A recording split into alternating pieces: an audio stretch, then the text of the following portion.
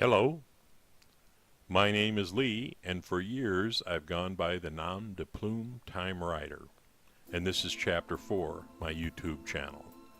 Chapter 4 is just another phase in my life. You see, I'm retiring soon, and it seems like I'm going to have a lot of empty time on my hands.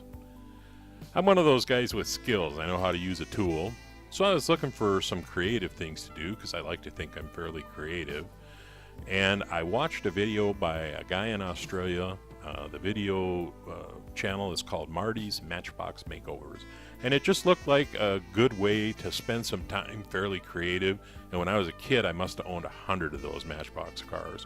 So I decided to start restoring them. By the way, I apologize if this isn't a video. Going forward, I'm going to have to learn that part. There is a learning curve to it. I'm already a photographer, so this is going to be mostly photos. I decided to start with the number 4 stake bed truck simply because it looked fairly easy. It wasn't in really bad shape. It had a few things wrong with it that I decided to address. Anyway, I flipped it over because that's what you do, and I drilled out the rivets. And I wound up with these 4 pieces. Everything was, like I said, in not too bad a shape. The windshield was in great shape until I got my hands on it. The stake bed had some issues that I would address during the makeover. And basically the mud flaps had been broken off probably during play, and somebody must have put their weight on the truck pretty hard because there was a stress fracture in the front tab, which kind of holds the front axle in place, sort of acts like a shock absorber, I suppose. But anyway, I sprayed the body down with my citrus stripper and even saved a little flake of paint so I could match it up later, something Marty taught me. And when I got it done, boy, I'm always impressed with these Matchbox castings. You got a fuel tank and door handles and hinges, and when you're looking at the front of it, you can see the word Dodge inscribed into the front of the vehicle.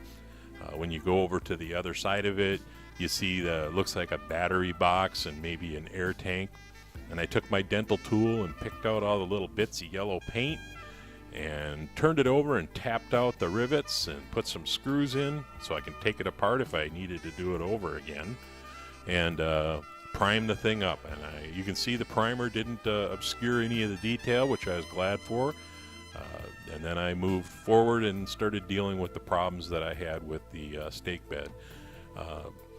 I decided to just cut the doggone mud flaps off because I wasn't going to try to rebuild them. And that just left that little stress fracture and this little impact point here that I was just going to try to match that green and then paint it. So I used Marty's baking soda and super glue recipe to kind of reinforce that front piece, and broke out the airbrush and tried to match up that yellow paint with my little flake, and I don't think I did too bad a job, if I may say so myself.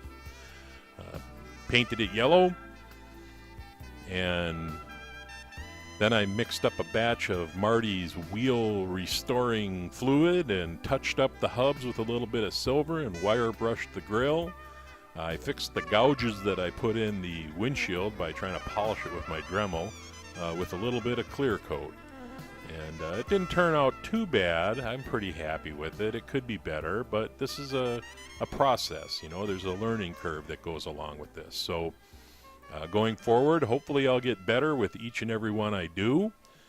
Again, the number 4 Dodge Stake Truck by Matchbox. And I'll be moving forward with my next restoration, which will probably be one of these Bedford fuel pumpers. I got 2 of them in the lot that I purchased. One has the inside, one doesn't. But you're watching Chapter 4 with Time Rider, and I hope to see you soon. You have a good day now, you hear?